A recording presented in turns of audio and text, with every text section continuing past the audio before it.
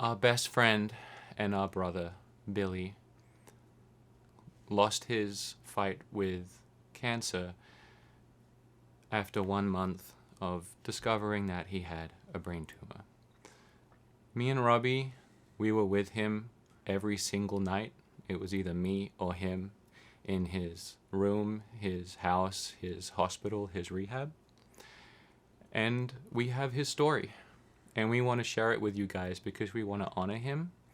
And we want to honor the heroicness of him. And also just share how strong he was in his final moments and how positive he was, and hope that that brings peace to everybody struggling with his passing, to know just how much ass he kicked in those last 4 weeks. This is Robbie, by the way, who has Hi. been on this channel once before, apparently, a long time ago. Very, very I don't briefly. remember it, but here he is again. And he was Billy's best friend. He is Billy's brother, actually, and has been for over 30 years. 31. And it is an honor to sit with you and have you with me telling this story. Thank you. And we are brothers now, too. Yeah. Before I start, I have a message from his wife that she would like me to read. And so I'm going to do that. Thank you for supporting and praying for my husband and our family during this difficult time. We understand Billy was a large part of your lives and want to give you all closure. On the business side, we are currently sorting through any and all unfilled pledges that were made to the game chasers or merchandise, whether it be from Indiegogo or Kickstarter campaigns. We will, and she capitalized will, ensure that those who supported Billy's endeavors will receive what was promised to them. That's been very important to her, and it was very important to Billy. Regarding the future of the Game Chasers YouTube channel, we recognize what Billy's presence means to the community and are advocating to preserve it in accordance with Billy's final wishes. On the personal side, Billy stayed positive and fought hard to the end because of the hope you all gave him, and he did not suffer in his final moments. Thank you to everyone who respected and protected Billy and our family's privacy for the last several days while we were processing losing a father, a husband, a son, a brother, a grandson.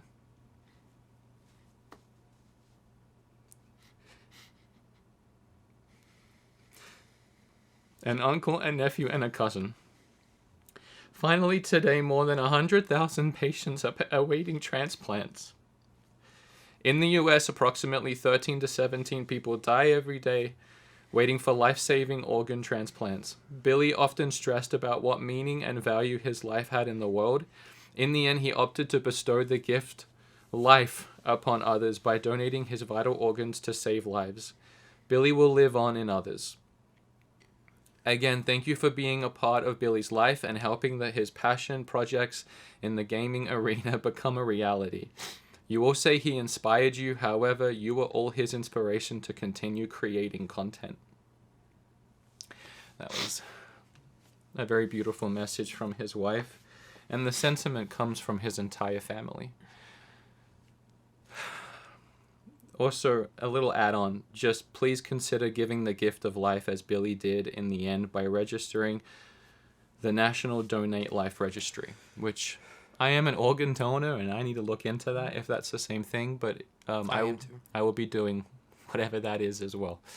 So, yeah, that was from her. And now, I want this video to be about Billy and about his story. Thank you to his family for welcoming us into the family and allowing to be there for every single moment and every single goodbye and every beautiful part of this story that was Billy.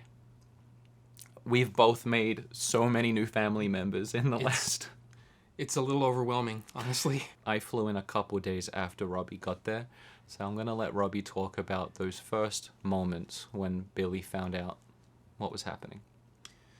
Well, Jay and I went up to the hospital.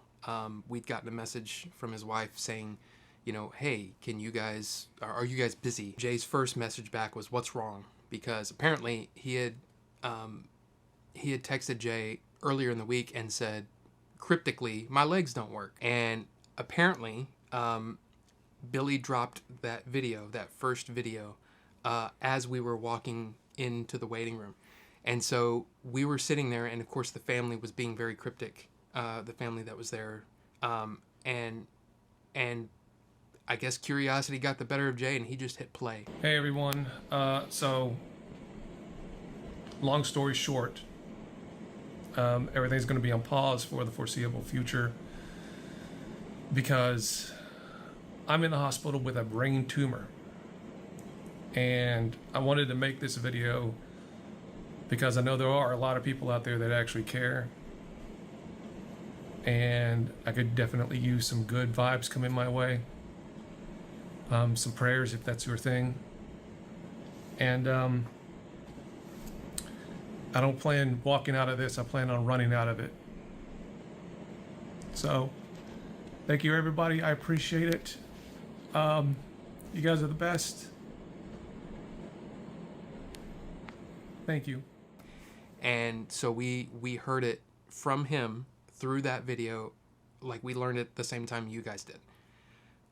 And from my perspective, I wished I'd heard it from Billy, but I'm also like himself, but at the same time, it prepared me to go in that room. I think that's why he did it, because that's how I found out too, through that video. I don't think he could face people and actually say the words. I think that's why he did it so quickly too. Yeah. Just so everybody knew, his friends, his family, so he didn't have to have that conversation with everybody. Yeah. And yeah, it was explained to us what was going on. And Billy had this thing where if he had a joke cooking, his face would do, you know what I mean? Like he was like You almost could tell smiling. He was about to say something. And I was just kind of looking at him. To Sometimes go back, he would start. Yeah, well, yeah, but it was just a little on his face. I was like, what is he doing? So there's a kind of a joke because of my situation. My nickname has been Crohn's Boy. Because I have Crohn's and I deal with that and all that stuff. So it's been a kind of a running joke. It was something that started with my family and then it kind of leaked into, the Game Chasers. And Billy, when we were sitting there and kind of processing what was being said to us, he looks right at me and he goes, "So I guess I'm Tumor Boy." And that was Billy. We're going to tell you more about his next month, but just making us, or in this case, you guys laugh. The moment he found out. It was amazing. I mean, it was like it immediately went, okay, the reason we're here is because we're friends and we want to be friends. I'll let you go. It was just that sentiment. This through the whole thing. We shared so many laughs. We shared so much good times. When I found out, it was through the video. I was about to go to bed. I checked YouTube subscriptions one last time, and I knew he'd been having troubles. I knew that he was walking around on a cane, and his body was quickly deteriorating. He was losing motor function on his left side. It's not just my arms and my legs and my core. Just think about being like a piece of meat that you just can't control anymore. It's essentially what's going on. And I knew that I had to be here. So within a couple of days, I flew in. And from the moment that I got to the hospital until a week later when I had to go home, I didn't leave his side. And that whole time, we laughed. In fact, when I left the hospital on the last night when we were both falling asleep, I said to him, "I wish this was under better circumstances, but I've really enjoyed spending time with you the last week." And he said, "Me too." It was weirdly fun. There was a lot that wasn't. Because he couldn't move his left side. So he was kind of just stuck in one spot in the bed and very uncomfortable and in pain because he already had back pain. So imagine just not being able to move. So every 5 minutes he was asking somebody to adjust a pillow or move something down or shift his side so he didn't get a bed sore. It was constant. My legs are too small. Yeah, that's heavy like tree trunks. All three of them. Oh my God, I did not just say that. I'm married. I have a wife. Just so you know. Something that's so impactful for me is while I was there, he could only use one hand. And he was sad because he brought his Switch. So I tried to buy him Balatro because he could use one hand, and he hated Balatro. He was not a Balatro fan. I'm sorry to all you Balatro heads. But a day or so later, I noticed he was starting to move his hand, and I knew he couldn't do that before.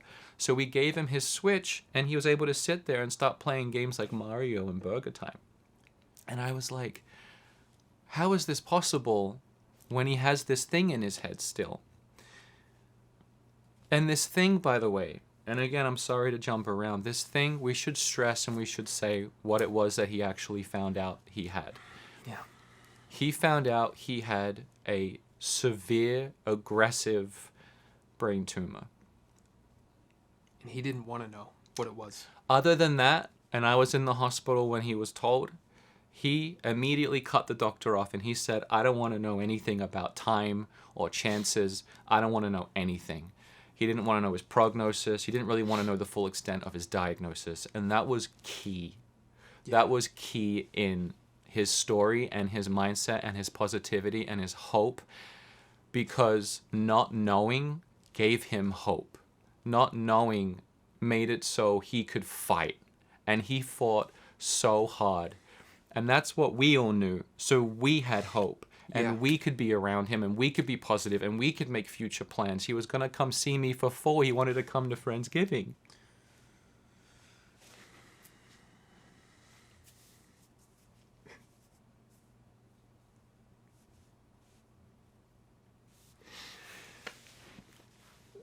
But it was awesome. Yeah. And he got his hand back. And then I checked his foot, because I knew his foot couldn't be moved. And he could move his foot. And I was like, how is this thing in his head that's blocking him from using this stuff? And he's getting better with no treatment. And all he was on was pain meds and steroids to bring down swelling. And that's what it was. It was that, but it was, as a doctor taught us, it was the rest of his brain relearning how to do the things the parts of his brain couldn't access. Yeah. And here's the thing about Billy. He's hot. He is hot, and he's fit, and he's young, and he's huge, and he's jacked. So he knew therapy, he knew physical therapy, he knew how to work out a muscle. I went to Target and I bought him like stretch bands and I bought him stuff for his hands, and he just sat there and he was just doing it, and he was doing it for days. And you know, in that time, he couldn't get out of bed on his own. He couldn't take himself to the bathroom to begin with. He had to have help with everything. He had to have this Sarah Steady thing where they propped him up and they wheeled him in. And those first few days, me and Regina were looking at buying one. We were moving stuff around. She was moving stuff around the house so that we could buy a Sarah Steady so we could take him home and get him home. Yeah. We were trying to figure out how we moved this giant immovable object who couldn't move himself. And we were freaking out. We were stressing out. And then 3 or 4 days into me being in the hospital and him going through physical therapy and using the Sarah Steady, this guy called Mario. His name was Mario. He was a physical therapist that we hadn't had before. And he came in and he moved Billy's leg. He moved it up and down. He did some testing. He was like, you know, looking at it. And I need to remind you that up until this point, Billy he still couldn't move a pillow on his own. And Mario goes, get out of bed, we're going for a walk. And Billy said, I can't do that. And he was like, yes, you can. And step, so 1, walker, 2, walker. No, redo that round. Okay? Now, before you go, remember how far you want to go is how much distance you have to come back. Yeah. Okay, so if you're feeling good, I would say let's go to the exit sign, because right now it's not distance. I want you to work on the actual gait. Okay, so work on heel, toe. Heel, toe.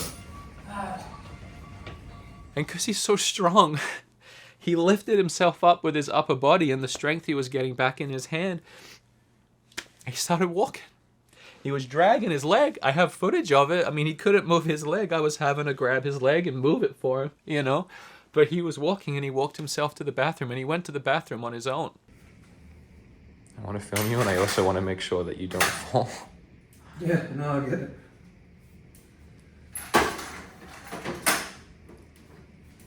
Yeah.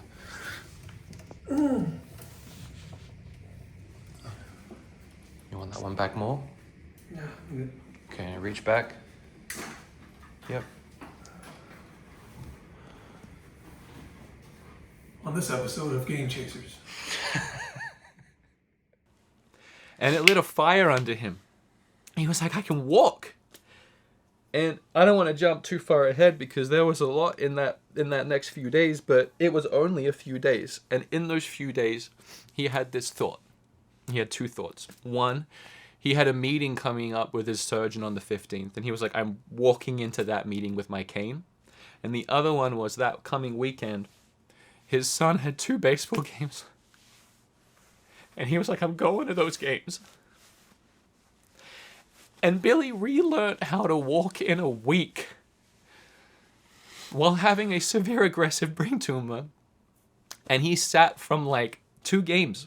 I think there was like a 10 a.m. game and a 3 p.m. game. Yeah. He was there all day with Yeah. his son. Man. He's amazing.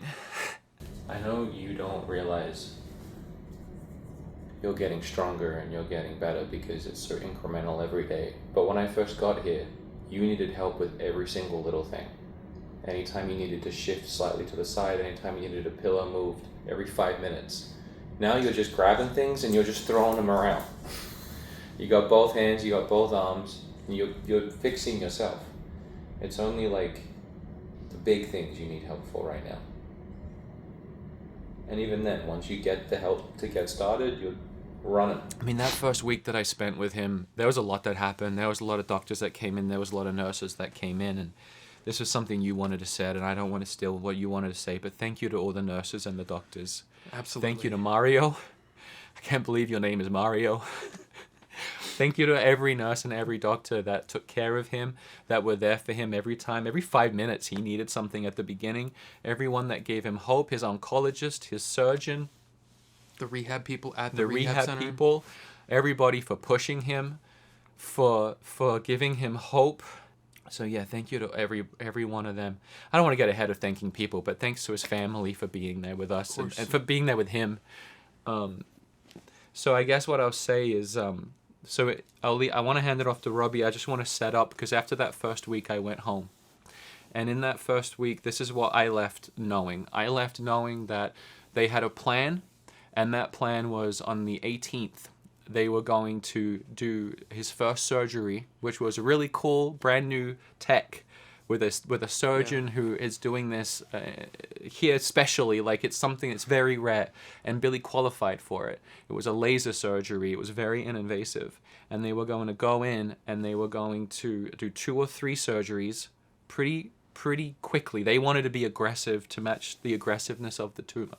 And then he was going to go into chemo and radiation immediately following that. That was always the plan. And in the 2 weeks that he had leading up to the 18th, his job was to go through physical therapy, was to get stronger for the surgeries, was to hopefully give the brain time to bring the swelling down, and to stay on his prescription dose of steroids every day. 1 second. Go ahead. It was flipped. I forgot how to use this thing. I was looking up the procedure, and it's actually really safe and invasive. So literally all they do is they drill a hole about the size of a pencil, and they stick a rod in, straight into the tumor, and then they zap all around it, and they pull it out. And it's happening while he's in an MRI. Oh wow! So So they can view they it can while see it's his happening. brain while it's happening, and they know exactly what they're doing. And it's the most invasive, safe, risk-free way of probably not risk-free, but the safest way. To remove what he's got. It's still brain surgery, Right. but yeah, it's very invasive and it's very safe. Yeah. So And I remember somebody saying that technology is really like really new from the last really 2 to new, 3 yeah. years. And the guy that's doing it is one of the only people in the country that's doing it. This is one of the only locations in the country that does it. You're in the right place, babe. Yep. And see. So that was the plan. I was determined to stay with him until he left that hospital. And the day we found out that he was going to physical therapy, Rob and I talked, and Rob said to me, I want to do what you've been doing, so I've got this. You can go home. be with your child and your wife. And I've got this. And so that day I left, he went to physical therapy, which was much nicer because he wasn't hooked up to machines. He was wearing clothes. He was wearing clothes. So, yeah. And then you were there. Before I start, I have to say, him coming in was an absolute godsend to me, because my thing was I wanted to be there for Billy as much as I could, but my wife had just had surgery like 2 weeks prior and she was still recovering. And him being there allowed me to be able to, I mean, I still came up there a lot, but I was able to take care of my wife.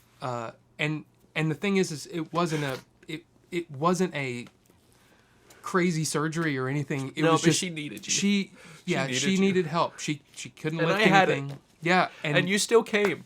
Every day you showed up and you gave support to Billy. You gave support to me.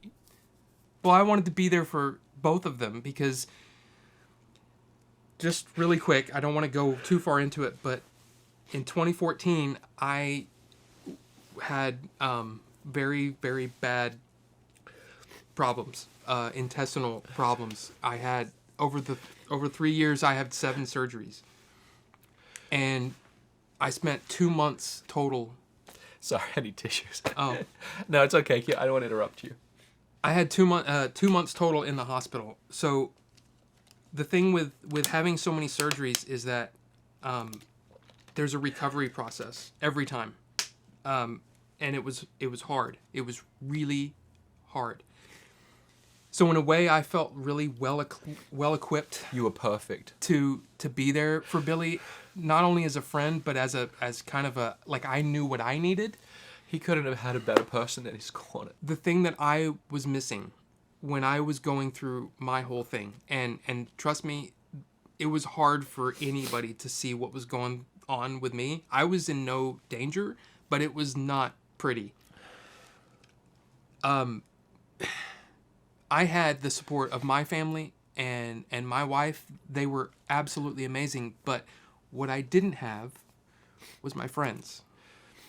Because here's what's important. When you're going through something like that, your friends are able to... there's things that you don't want to say to your wife. There's things that you don't want to say to your family. You want to stay positive, but you also want to be vulnerable. And with us, he could be vulnerable. And he could tell us his fears. And he could tell us, we could be silly and talk about stupid crap. His hopes, his fears, his dreams. We talked about everything. I didn't have that in any way, the same way. So I wanted to give that to him. And I wanted to be there for him. So at this point, it's been about a week, almost a full week of PT, getting my strength back, learning how to walk.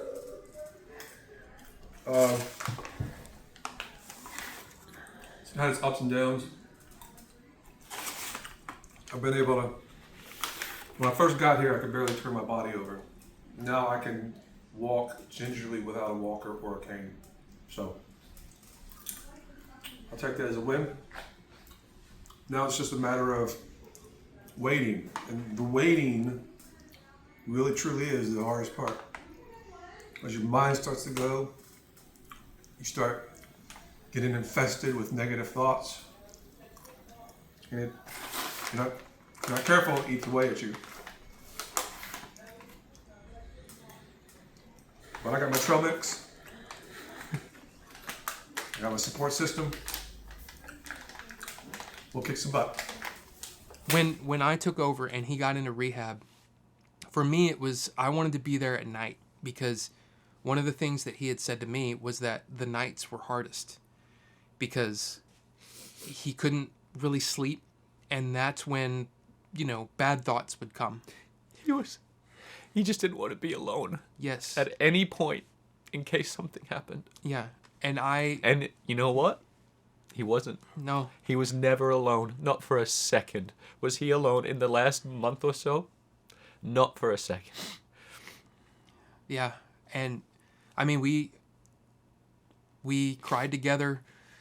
We laughed together. We watched movies together.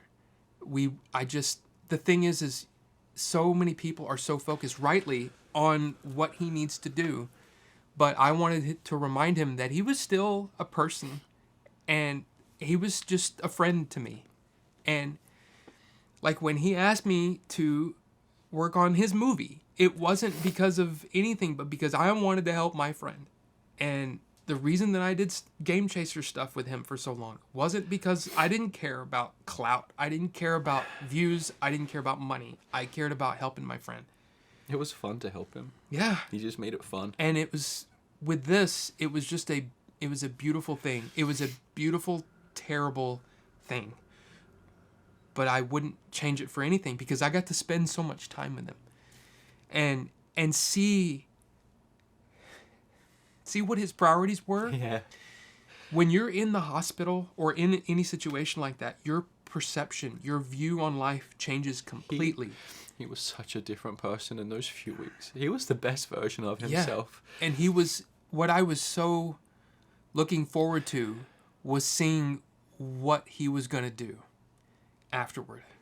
Because it was like, this is going to be a Billy that is like stronger and everything. It was just, it was, Yeah. I was so excited because his perception completely changed. I told you he was going to come see me for full, and to do that, he was like, I'm going to get on a flight. He was so scared of flying. And I was like, you're scared of flying? And he's like, not anymore. You know, everything changed, and I think to a sentiment to that, I mean, we talked a lot about his plans for the channel and what he wanted to do with them, and a sentiment that really stuck with me is he said that he wanted his message to be, and I really want to share this message. He wanted them, whatever it was he was going to do, he wanted to send off on a message that said he spent so long in his life chasing nostalgia and the past, and he was finally ready and excited to look towards the future. Now we're going to get into the hard part, so I don't really know where this is going to go for us. But, you know, those 2 weeks I was away, I called him every day. We talked every single day, and I was just amping him up about his progress because, man, It was insane. he got so strong. Now, I had a video of him from my time here, the first time he went for a walk with Mario down the hallway. And then you sent me a video, not even a week later, of him walking down a hallway with his son, and he's got a walker, right?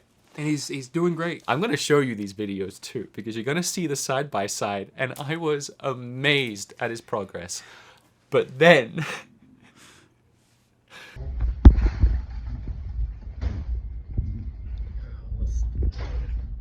Show off. Right? it was like a miracle. And it was like, and it was the crazy thing is I was there almost every day. Like there were days where, you know, his wife or his dad stayed with him, but I was there almost every day. Yeah, his dad took a night shift. Every single day there was huge improvements. Yeah.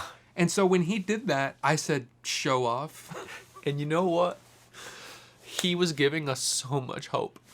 So much hope. Yeah. In how hard he was fighting. And, you know, I was actually talking the other night with his wife, and she said, isn't it funny that all along we weren't the ones giving him hope? He was giving us hope. But it was a cycle, you know. We gave it to him, and he gave it back to us. It was symbiotic, and it was special. But he was getting awesome. He was looking hotter every day. Every nurse, I think, hung around in his room a little longer than other rooms. He was definitely a lot of favorites for patients.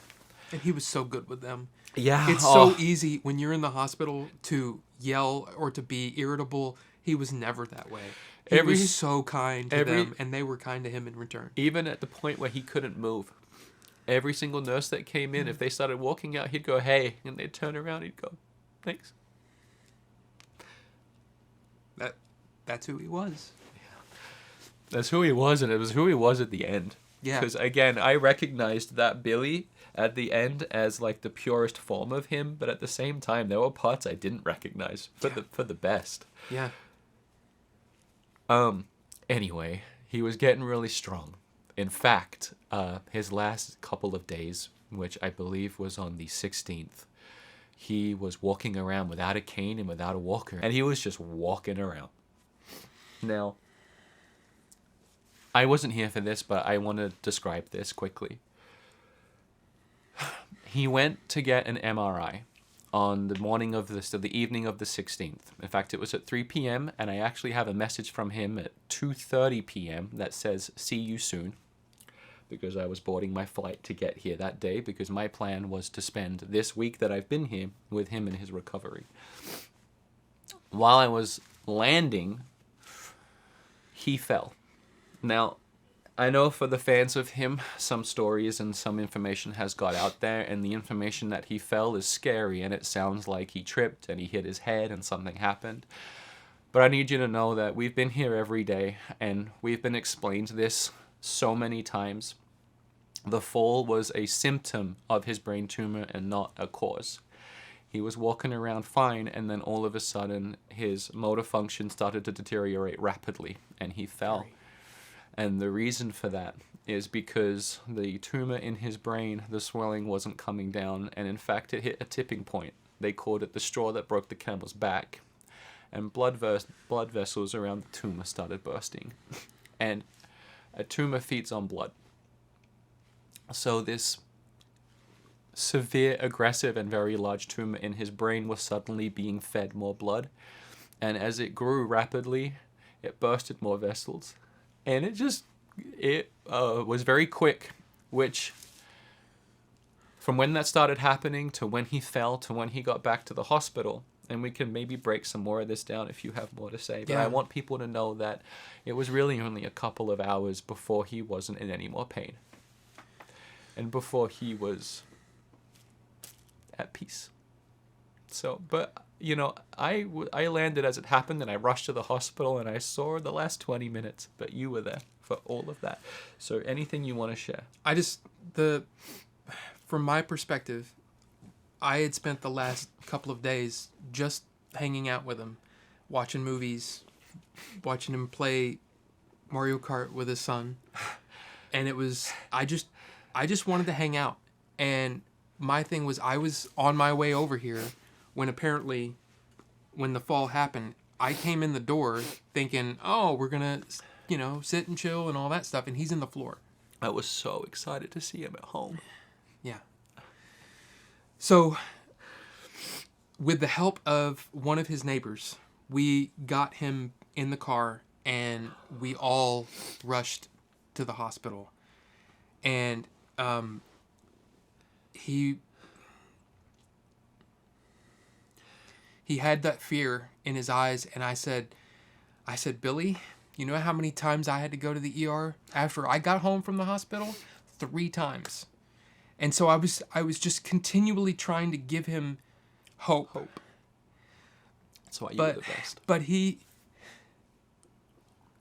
deteriorated rapidly. He started to, and this was actually before you got in there, he started to say things that were like what? Like I don't understand. But then you got there. And he gave him a fist bump. Yeah, as soon as I walked in. And it's like, I spent some time wondering if he knew it was me. But I came to the realization that he did, because he was waiting for me. He knew I was coming. And, I could have been a doctor, I could have been a stranger, I could have been anyone. Who do you fist bump? You fist bump your friend when he walks in. Yeah. And that was the last time I feel like I really communicated with him. And in the insanity that was going on, and in the hurry, his wife had to get back for his son, and so it was between the two of us. She asked one of us to give her a lift. And I was like, it was like a rock, paper, scissors without doing Yeah. it. We didn't know. We were staring at each other and staring at Billy, and we were like, who leaves? And his wife, she had to go. We had to go take care of the other most important person in her life. And we had to go get him and make sure that he was okay, because they left in such a hurry. yeah, And I made the choice, because I had just got there, Robbie had been with him the last 2 weeks, it made sense for me to Robbie to stand by his side. Billy knew Robbie was there with him already. Then Robbie, you stay here, and I made that call. And so we got in the car and we started heading home. And then we got a text from you after about 10 minutes. Basically, what... I can't breathe. I know. Do you want to get... I need to get a tissue. Yeah. It just took a second to get tissues and reset for a little bit there. So, do you remember where you were? Yeah. Okay. You made the decision to leave. And at that moment, I was like, all right, let's do this. And so I was there and I was chatting with him. He was saying some, like I said, some nonsensical things. Like the music from the 90s was great. And I was just like, yeah.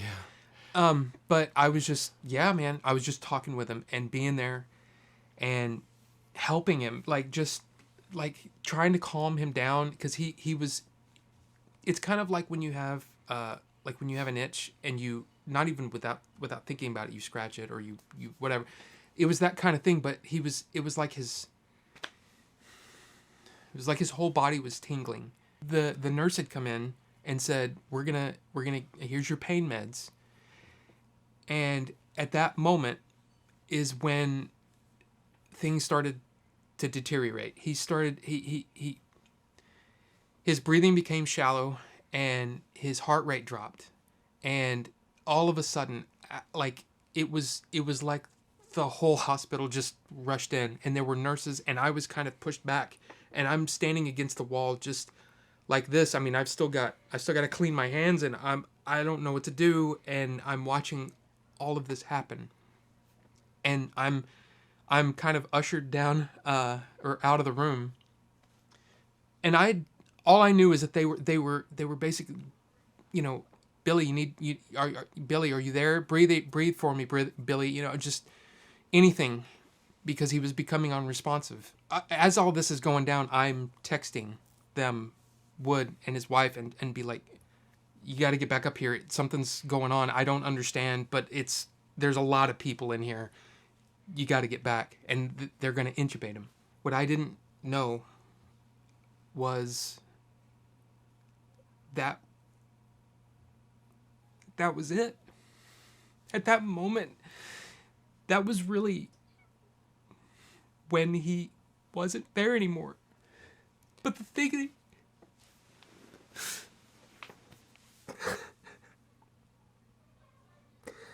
he didn't want to be alone. And he wasn't. He wasn't alone. I was there.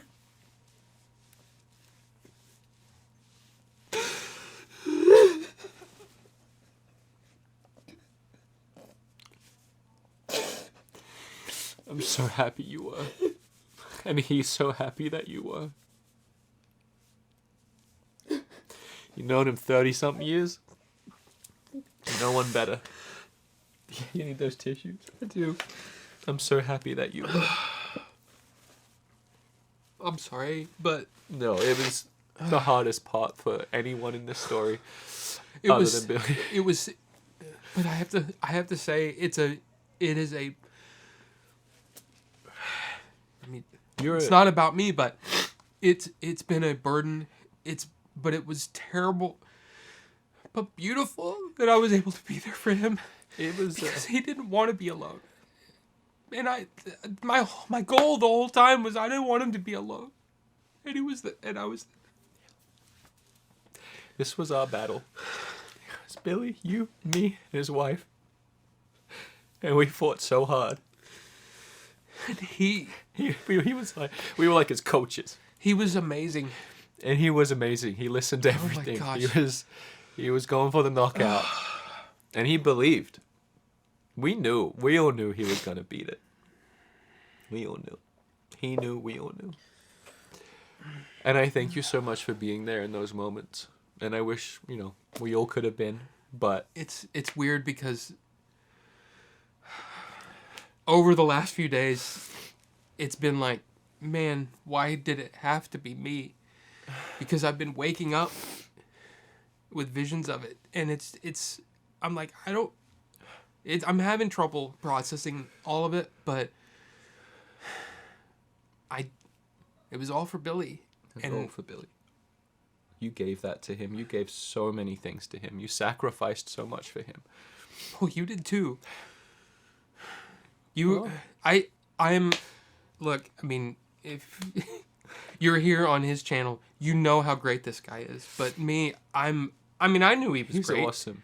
I knew he was great. No, stop. But- This is about Billy. Stop. But no, I love you. I love you too. Love but you. What you you- did. No, Stop. Let's no, talk you. Let's. Okay, so.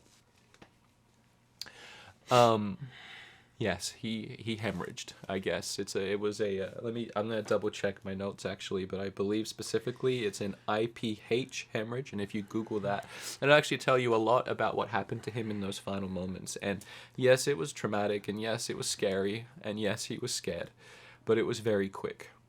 It was very quick. So quick. He was walking Yeah, earlier that day. it was very quick. I want to talk more about that, but I want to touch on one thing. He made us laugh right at the end. In his last 10 minutes, he gave us one more joke on his way out. He was holding a vomit bag, one of those blue ones, right? And he just brings his hand up like this and holds it towards us and goes, "You're supposed to pee in these." I don't really know if he was lucid at the time, but I don't know either. we both laughed. We keep bringing that up, so thank you for the laughs, Billy. Thank you for all the laughs. He was Billy till the end. Until the end, and that's my point. He went so quickly and so suddenly, it shocked us all. It shocked everybody online when you heard, and trust me, it shocked everybody in his family and everybody here as they were rushing to get to him out of nowhere one night. But here's the piece a lot of us and his family have made with how quickly he went. The tumor he had, unbeknownst to him, was irreversible. There was nothing that, at best with treatment, he had months. And, he didn't have to go through that in the end. You know, he was a day away from his surgery, but he didn't have to go through the pain. He didn't have to go through the suffering. We didn't have to see him struggle. We didn't have to see him lose hair or lose weight or, the surgeries that could alter the way he thinks or who he is. And his son didn't have to see his son didn't have to see that.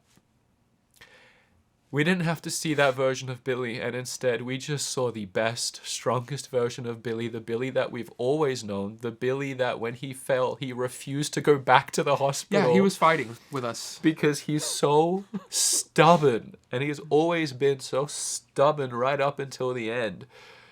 And it's him. And he just went out as the Billy that we will always remember. When we think of him, we're going to see that attractive, gorgeous face. I wrote on his flag, "You're still hot." He had a donor flag. And by the way, hero. Let's talk about that. So, he's a hero, one. Because of the way he passed, a 47-year-old man in the best shape of his life, by the way. Of anyone I know. So healthy and so fit. 47-year-olds don't die in that position. That usually when they do, it's trauma of some kind. It's some kind of thing that happens to them that makes a lot of them unusable. With Billy, it was all localized to his brain. And we laugh through healing, and there's a lot of things that my wife and us, and we've been joking about. But man, of course it was his brain. The one part of him he couldn't work out. Yeah. He couldn't do brain crunches. So of course it's his brain that does him in, So because it was localized to his brain, he had this incredibly healthy young body. And he's a donor. Which meant once he passed, hospitals all around the country started matching him up with donor parts for people that could use them. And they could use everything. So for those 72 hours, doctors were rushing in from all over. In fact, in that time, we did a flag raising ceremony, which I can show you guys, where we stood around as they raised a donor flag, and they gave a speech. I was so proud. So proud. And then we did a final donor walk. Is that what it was called? Honor walk. Honor walk, yeah. We did an honor walk. His entire family and me and Robbie were invited to be a part of that because we're family. And we stood there while he had this hero shot of him being pushed down this hallway with all of his family lined up as he went off to the OR. And we all said a final goodbye. And I need you to know, I don't know if I have the specifics, but they took all of the good stuff. All of the vitals, the liver, the heart, the lungs. For people that need them. And he'll live on with them. Because he's a hero. And he gave us hope and laughter and happiness and memories right up until the end. And then on his way out, he gave other people the gift of life. And if those people that received his part start getting into retro gaming over the next few years, you'll know why. If all of a sudden you love the Gremlins. Thank you. Yes. Every single person that reached out to him, that left a comment, that left a well wish, that left positivity, that commented on his videos, that messaged him, that's still messaging him. I've been trying to help his wife with all of his accounts, and there's just messages still coming in that say, like, I'll never get to say this, but I just want you to know, blah, blah, blah. And he read it all. Maybe not those last ones, but he read them all. It gave him strength. Every time a doctor came in and gave him any kind of news, bad news or otherwise, immediately as the doctor was leaving, he pulled out his phone, he unlocked it, he went to the 2 videos that he had uploaded, and he started scrolling through the comments, and I just gave him a minute. And he would just stop and he would read one, and then he would move on, and it was just... I can't tell you how much you guys actually helped our job so much easier in keeping him happy and positive at the end. Like, it was instrumental. It was key. It was everything. It gave him life. I don't know how else. Do you think I'm just doing it justice? Like, the support has just been unbelievable. Thank you so much for that. Thank you. I hope the part that we played in Billy's battle eased his family and let them know that he was safe and happy and protected and loved. And thank you. Thank you for, all the support. There will be stuff that I forgot to say. It was a long month and I haven't slept. And it feels like it's been about 2 days stretched into 30. So... Oh, hey, thank you again for being here. Thank you. And for, allowing me to focus on my wife in that first week. Thank you for taking over so I could go back to my wife and my baby. And then we fought this battle pleasure. Together. Yeah. Brothers now. Brothers. I can't stress enough. I really can't. If is there a sentiment that really helps you, it's just that he didn't suffer. He was hopeful. He was happy. He was stubborn. He was a pain in the ass. And he played games with his son, and he played games with us, and he went to his baseball game, and we laughed at a stupid video of a guy doing a zombie walk out of a coffin, and we made new jokes, and we made new plans, and right up until the end, he was Billy. And he left us as Billy, and he went out a hero. And that's all you got to know about Billy. Yep. Unless I think of more, and I'll tell you later. There's always more. And there's stuff I can't talk about. I mean, you're probably right. We were pretty close. That sounds bad. I love you, Billy. And we'll see you soon. Love you, Billy.